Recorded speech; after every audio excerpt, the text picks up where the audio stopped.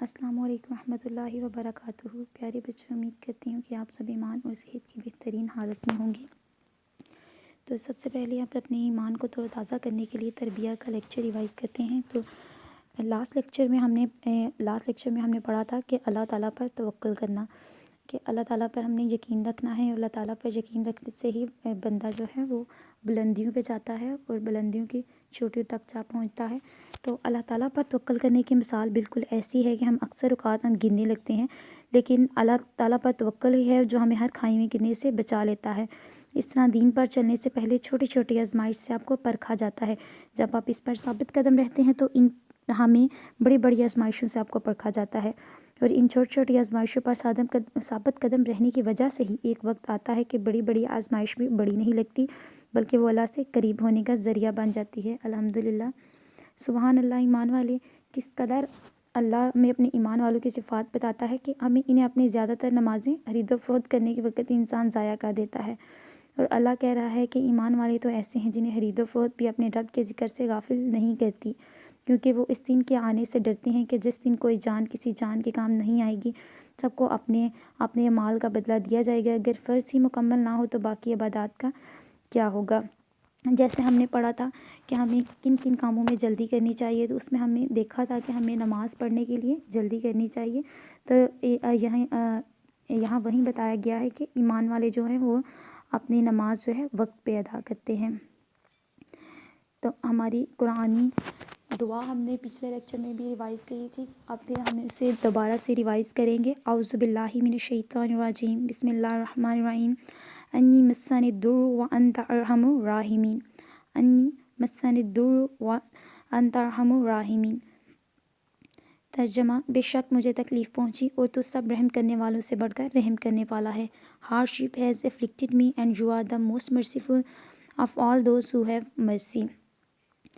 دین ہماری جو theme of the month ہے وہ ہے اچھی عادتیں، اور ہماری جو تھیم آف دی ویک ہے وہ ہے جلد بازی سے بچیں۔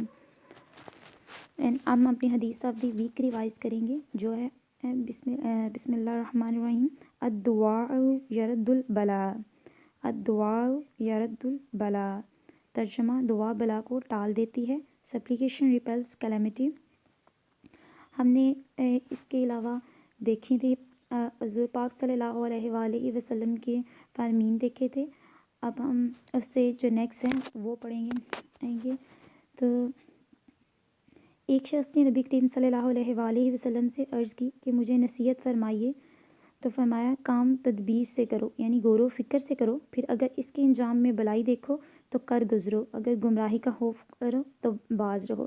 یعنی یہی کہ اگر غور و فکر سے آپ کام کریں، اگر دیکھیں کہ اس کام میں بلائی ہے، نیکی کا کام ہے تو اسے کر دو، لیکن اگر اس میں گناہ کا اندیشہ ہے یا کام میں غلطی کا اندیشہ ہے تو اس کام کرنے سے باز آ جاؤ۔ ہم نے پڑھا تھا کہ جلد بازی شیطان کی طرف سے ہوتی ہے، اور مومن جو ہے وہ جلد بازی سے کام نہیں لیتا۔ مومن جو ہے وہ ٹھہر ٹھہر کا کام کرتا ہے۔ ہم نے یہ بھی دیکھا تھا کہ جلد بازی ہوتی کیا ہے۔ اب ہم یہ دیکھیں گے کہ کام کرنے کے کتنے مرحلے ہوتے ہیں۔ کام کرنے کے 2 مرحلے ہوتے ہیں۔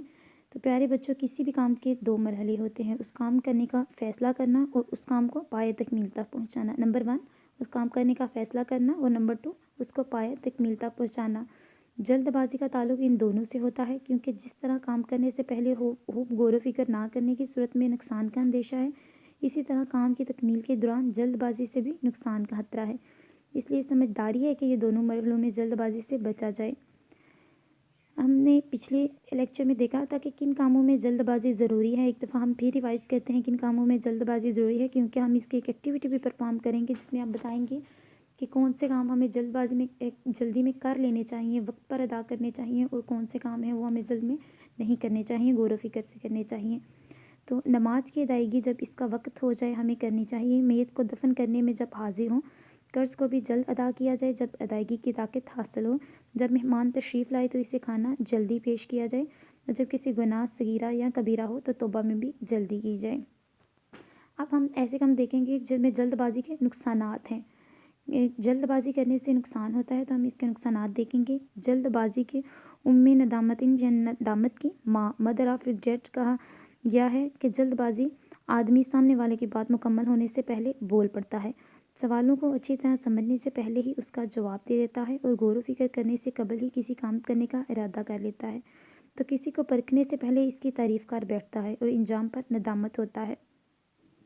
رسول اللہ تعالیٰ صلی اللہ علیہ وآلہ وسلم نے فرمایا، بندے کی دعا قبول ہوتی ہے جب تک کہ گناہ یا قطع رحمہ کی دعا نہ مانگے، جب تک کہ جلد بازی سے کام نہ لے۔ عرض کیا گیا، یا رسول اللہ صلی اللہ علیہ وآلہ وسلم، جلد بازی کیا ہے؟ تو فرمایا، یہ بندہ کہے کہ میں نے دعا مانگی مگر مجھے معلوم نہیں کہ قبول ہے، وہ لہٰذا وہ تھک کر بیٹھ گیا اور دعا مانگنا چھوڑ دے۔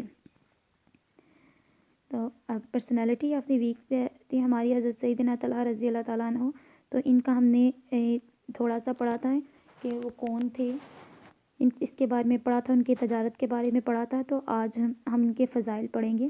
تو آپ رضی اللہ تعالیٰ عنہ کا شمار ہم نے بتایا تھا کہ ان 10 اکابر میں سے ہوتا ہے جن کو دنیا دو جہاں کے تاجور صلی اللہ علیہ وآلہ وسلم نے دنیا میں ہی جنتی ہونے کی خوشخبری سنا دی تھی، ماشاءاللہ۔ تو آج ہم تھے غزوہ احد کے دن دو جہاں کے سردار سلطان بہروبر صلی اللہ علیہ وآلہ وسلم نے دوہری زرعی فولادی لباس جو دوران جنگ حفاظت کے لیے عام لباس کے اوپر پہننا جاتا ہے پہن رکھی تھی۔ جب آپ صلی اللہ علیہ وآلہ وسلم ایک چٹان پر چڑھنے کا ارادہ فرمایا تو اوپر چڑھنے میں مشکل ہوئی، چنانچہ آپ صلی اللہ علیہ وآلہ وسلم حضرت سیدنا طلحہ رضی اللہ تعالیٰ عنہ کو نیچے بٹھا کر اوپر چٹان پر تشریف فرما گئے۔ راوی فرماتے ہیں کہ اس وقت آپ صلی اللہ علیہ وآلہ وسلم نے ارشاد فرمایا، سنا تھا کہ طلحہ کے لیے جنت واجب ہو گئی۔ ایک اور جگہ پہ حضرت جابر بن عبداللہ رضی اللہ تعالیٰ عنہ روایت کرتے ہیں کہ میں نے رسول صلی اللہ علیہ وآلہ وسلم کو ارشاد فرماتے سنا کہ جو زمین پر چلتے پھرتے کسی شہید کو دیکھ کر خوش ہونا چاہتا ہے وہ طلحہ بن عبید اللہ کو دیکھ لے۔ آپ وصال جنگ جمل کے دوران 11 جمادی الہجری مروان بن حکم نے آپ رضی اللہ تعالیٰ عنہ کی ٹانگ میں ایک تیر مارا جس سے خون کی رگ بری طرح کٹ گئی اور کثرت سے خون بہنے لگا۔ بس آپ رضی اللہ تعالیٰ عنہ نے ارشاد فرمایا کہ ایسے ہی چھوڑ دو کہ یہ اللہ کے تیروں میں سے ایک تیر ہے، یعنی میری شہادت اس کے ساتھ مقدر کی گئی ہے۔ بس اسی کے سبب 60 یا 64 سال کی عمر میں آپ نے جام شہادت نوش فرمائی۔ اوکے اسٹوڈینٹس، آپ اس کو ریوائز کریں اور اس کی وائس کلپ بنا کے میرے ساتھ شیئر کریں۔ میں آپ کے ساتھ ایک ایکٹیویٹی شیئر کروں گی اس لیکچر کے ساتھ، میں آپ کو پکچر شیئر کروں گی، اس کو آپ نے چارٹ اس کا بنا کے، تو آپ نے جو آپ کا ویک کا کام آپ اسکول میں بھیجیں گے اس کے ساتھ اس چارٹ کو بھی بھیجیں گے، اور آپ نے اس میں بتانا ہے جلد بازی کے فائدے اور نقصانات، کن کاموں میں جلد بازی کرنی چاہیے اور کن کاموں میں نہیں۔ یہ پکچر میں آپ کے ساتھ شیئر کروں گی اور اس کو آپ اپنے چارٹ پہ بنائیں گے۔ اوکے اسٹوڈینٹس، اللہ حافظ۔